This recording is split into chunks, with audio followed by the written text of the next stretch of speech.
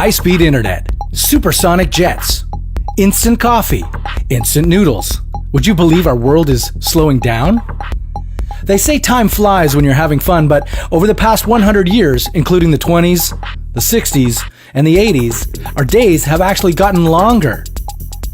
Before you say, "You're telling me," let's just clarify. The average length of a day has only increased by 1.7 milliseconds. But what if you could get more out of your day? What if a great night never had to end? What if one day lasted an entire year? And in that time, you could walk around the whole Earth. This is What If. And here's what would happen if the Earth were to suddenly stop spinning. The Earth rotates at an average speed of 1,000 miles per hour, giving us night and day while harnessing wind, tides, and temperature. So what would happen if these revolutions that are so vital to our existence were to suddenly stop? Imagine owning the fastest, sexiest sports car in the world. Pretty nice, huh?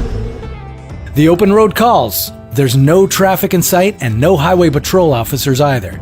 So you decide to test its top speed, driving at 1,000 miles per hour. Out of nowhere, an obstacle.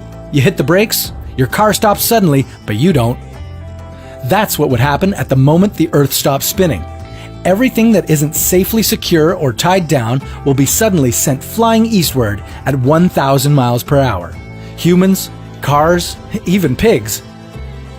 The fastest wind ever recorded was 253 miles per hour. In this scenario, we're talking about winds 4 times as strong, feeling similar to an atomic blast. In less than a minute, towering tsunamis would sweep more than 17 miles inland. All the water from the world's oceans would surge towards the poles.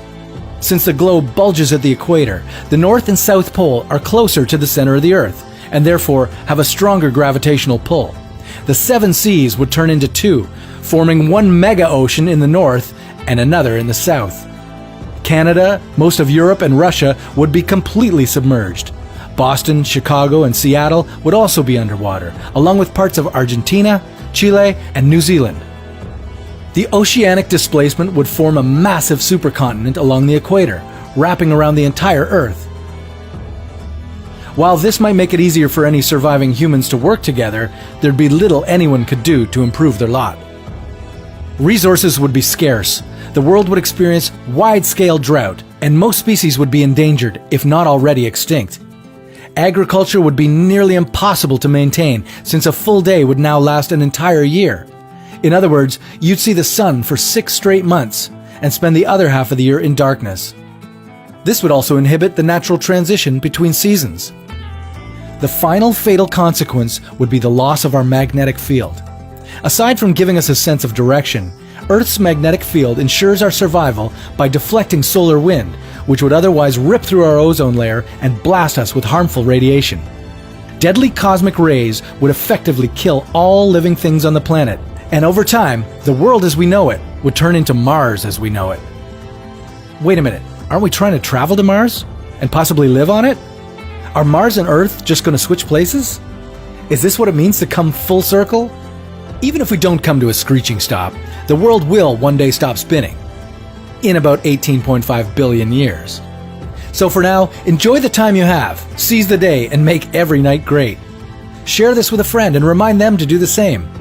And come back to What If to experience humanity's wildest scenarios.